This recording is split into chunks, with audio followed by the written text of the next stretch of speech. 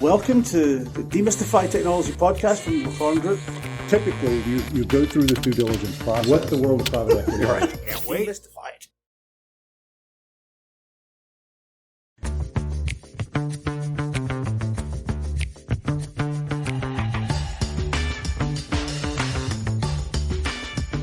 Good morning, Jim. Good morning, Alan. Here we are in autumn. What a lovely autumn it is. The leaves are falling, it's getting brown, and we're going to talk BI today. Ooh, let's dim the lights and turn on the Berry White and get comfortable with a glass of wine, because this is my stuff. This is what's going to make it rock, I tell you. So we've been interacting with a number of different people and companies in the last few months, and BI keeps coming back around. And there still seems to be a little bit of a nervousness in terms of how do one get started with BI, because it's yet one of these other worlds that's shrouded in buzzwords and terms. So take us through what effectively is BI, Jim. What in a nutshell, how would you describe it to your mother? And I have done this repeatedly. Okay. She really does want to know what you do for a living. She really does. And in the end, she just, it's something to do with computing. But when you start talking about BI, it's at its core, it's the ability to analyze and evaluate performance within the organization using the data that's available. It's nothing more complex than that, right? And it's as you look at your organization evolve and you track, any of a number of performance metrics or so it could be as simple as a sales report saying how well. That's exactly it. And as you start to evaluate that and make decisions to affect the trajectory in that area, then you're going to also use BI to understand how effective were those decisions, and am I pushing the needle forward or am I moving myself backwards? Right. So really, we talk about BI, which is business intelligence, to say just simply the sort of reports that we're looking at that drives our business, whether it's sales reports, inventory reports, any sort of thing that tells us about the business operations. That's correct. So it can be as simple as an Excel spreadsheet, dare I say. It absolutely is, and for, I would say, pretty much every organization at some point in their life cycle, Excel is their first BI platform. It's extremely flexible. So really, let's just stop there for a minute. So everybody that's using Excel can now say that they're a BI expert. That is correct. That's no joke there. No. It genuinely is a powerful tool to. It absolutely is. But you think about Excel, and the first thing that comes to mind is the spreadsheet. That was the foundation for that product. So it's kind of the data capture, and eventually they realized, okay, we need to have better graphical capabilities within this to be able to provide visualizations around the data that's here, to drive insights into the data that you're inputting into these spreadsheets. So it became essentially the initial bar for BI. Everything that's come since then owes some of its evolution to what Excel started out with. By no means should Excel be looked down upon, because everybody in every organization at some point in their life cycle, that's the tool that makes the most sense. When you're starting out, you're starting to understand how performance has improved. Yep. Well, I'm not going to press the bruise here and talk about pie charts, because I know you're. Please don't. Yeah. Well, see, we're not talking about it. See what I did? I didn't talk about it. Thank you. But Excel has its limitations, though, doesn't it?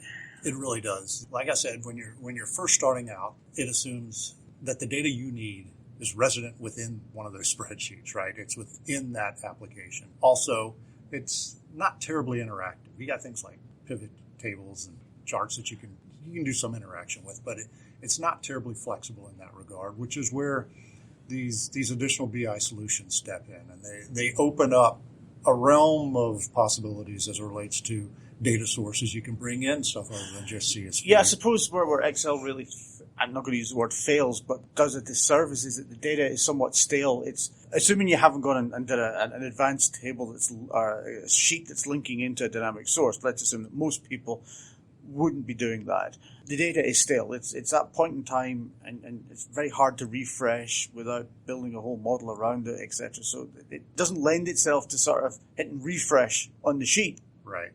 To see what did my salespeople do last night. Yeah, you kind of liken Excel to the Greek barges, where you've got the guys under the deck rowing that boat, and it's a laborious effort to to make progress. And as an organization expands, that becomes more and more of a challenge. If you're sitting there, it takes you 3 days to produce month-end reports. That's where Excel is starting to become an issue for you. Okay, so what's my next evolution at that point in the game then? Where do I go from here? If I've recognized that my Excel spreadsheet, it's getting me the information that I need and I want and I desire more, but I'd love it to be a little more real time. I'd love it to be a little bit more dynamic. What's my next step? Well, and that's where a lot of the more modern BI solutions come in. You take something like a Tableau or a Power BI, and these items, these platforms, you can point to a data source, and every time you run a report, it's refreshing the data live, wherever that source may be.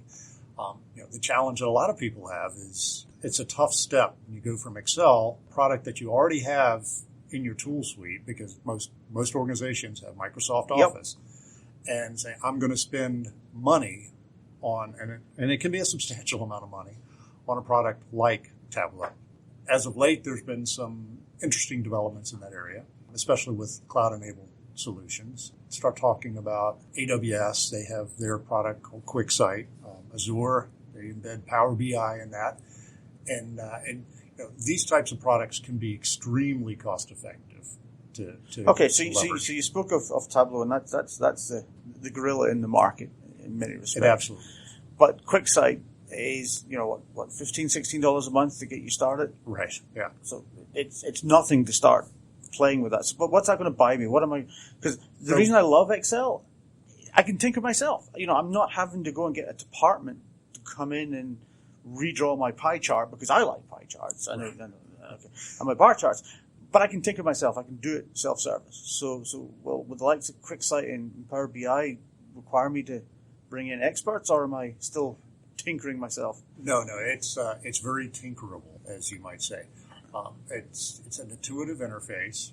When you look at something like a QuickSight, it's not as robust as a Tableau or a MicroStrategy. And at $16 a month, we wouldn't expect it to right. be. That's exactly right. But it gives you data visualization as well as the report distribution network that you need. Because quite often as these organizations grow, they're not only struggling with the time it takes just to build that month-end sales report or that weekly sales report, they're also struggling with how do I now distribute this to the larger audience? And all of that is resolved through these BI solutions, right?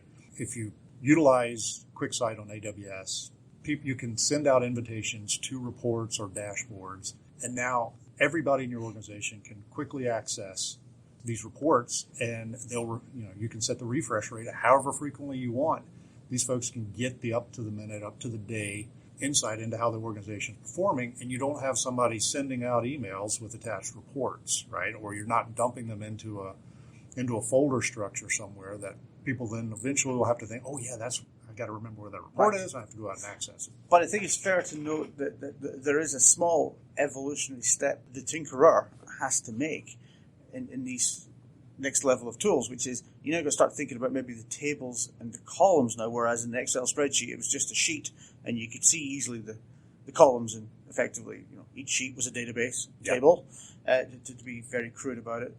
But with the likes of QuickSight and Power BI, you're fundamentally pointing towards a database, whether that's a warehouse or a number of operational databases, and you're now needing to know the schema a little bit and how the data relates to each other. So I now need to have a little bit more understanding of my raw data. And that's true. That can be the realm of an individual within the organization to help establish. You can build data sets that can be ideally within BI, and this has been the traditional model for the past 20 years.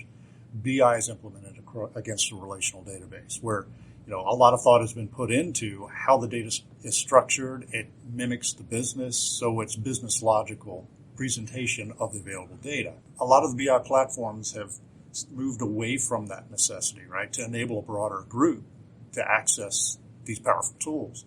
And as they've done that, you kind of free that up. You free everybody in the organization up so they're not stuck to this very rigid data model. At that point, you're starting saying, I need somebody with the expertise to understand if I'm looking at source data or I'm looking at unstructured data, that person has to be able to interpret that. So now that individual, if you get out of that structured data environment, can build data sets that look business logical. It can be as simple as writing a SQL pass to bring the data set in that everybody can share. And now Joe in accounting has, a business logical view of his data that would be very easy for him to interpret and incorporate into reporting. Yeah, and I think as we go into that, it's not just at a technical level. We've got it also under from a business contextual level, because whether it's a flag or an indicator in a table, it may mean different contexts depending on who's reading it, and we may have lost what that flag going to 1 versus 0 actually meant. Right. And the full connotations from there on in. So from that perspective then, I can now start tinkering and start playing. This is good. I'm not having to go to my CFO and ask for a huge budget to which to go and go after there. So now I'm getting a bit better. My reports are being generated a bit quicker. I'm getting relatively real-time data, or whatever real-time is for me in my business. Right. What's my next evolution? Now, that's an important question. As an organization grows, as the various sources of data expand, the pile of data that's out there and available and relevant becomes much larger. As you evolve to that larger BI solution, maybe you're talking Power BI, maybe you're talking Tableau or a MicroStrategy or somebody like this. Any of these plethora of tools that are available for Salesforce. As we expand the available stream of data, we need to better incorporate that into that solution. And you'll find the more you spend, typically, the broader the array of options are for the data you can incorporate. You're also at that point probably working with amounts and sums of data that are substantially larger than you're wanting to do in a very, very unstructured manner. You'll find the reporting can be very inefficient because maybe you don't have a structured data solution at this point. And you can get by with that for an extended period of time. And maybe, it's time to start thinking about, do I create data marts, which are pre-aggregated data sets? Can I just leave it as unstructured as I have, or should I start thinking about a relational model? And that opens up a great deal of efficiency in the platform. It can be much easier and quicker to process the data. A lot of these products today, like AWS, the QuickSight, they have what they call Spice, which is, they bring the data that's available in memory. There will be limitations to that. As you exceed those limitations, you really need to start looking at it much more holistically rather than just the BI piece. What's the underlying data as well? And with these stronger platforms, you get much more interaction, right? The reports become more interactive. You got the drill down and drill through and drill around capabilities. But you also, for a lot of the stronger tools, you get this collaborative environment that comes along with it, where you publish a report and various members of the sales team can start commenting on what they see within that report, and it gets shared out to the entire sales team. And that can be a very powerful enablement of BI. At the moment, you have people in the organization able to share their interpretations within that reporting platform. It becomes very strong.